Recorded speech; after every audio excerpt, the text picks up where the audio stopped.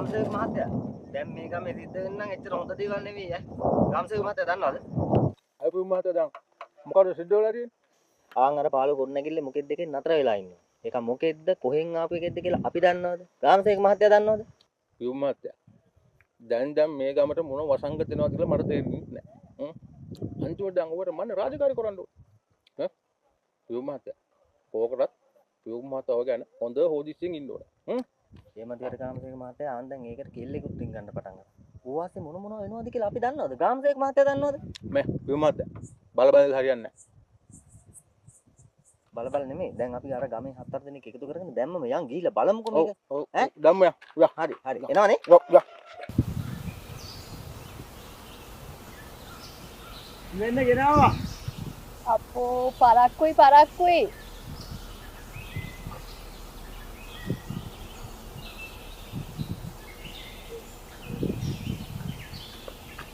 අම්මෝ කොහොම අමාරුවෙන් ගෙනාවේ?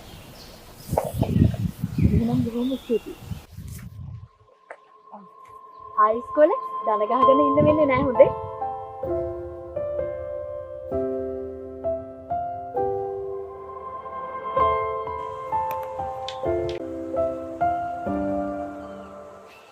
ඔයලා මම ආයෙත්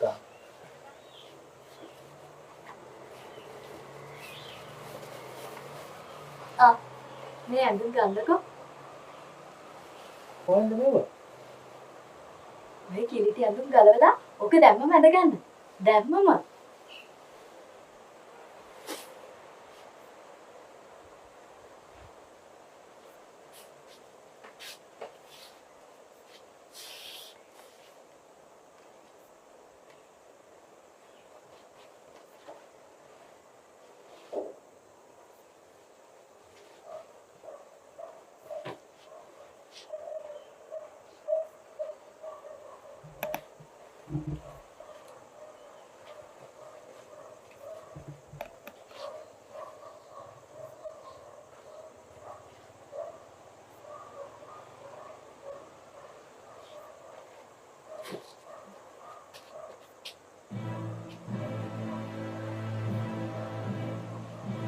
මොකද මෙතන වෙන්නේ?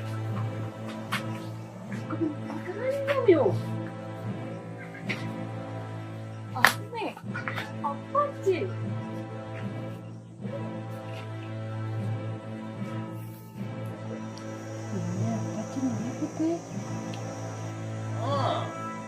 ඇත්ත කියනවා.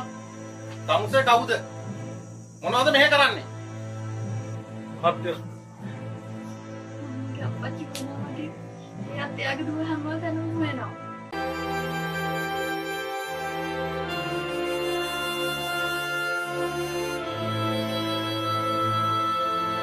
ඇති වෙලා තියෙන්නේ. මේකෙන් කිසි විදිහක් නැහැ. ඒකත් මම යාමයක් කරලා ඉදාස! දන්න නොදන්න හැමතැනම මං කෙල්ල හොයනවා මහත්තයෝ. ඒකේ මුරන්ඩුරාට හරි අයින්ස් එකයි.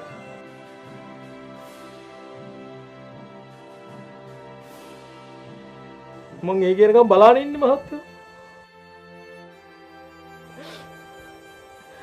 එල්ල හරි අයින්ස් එකයි.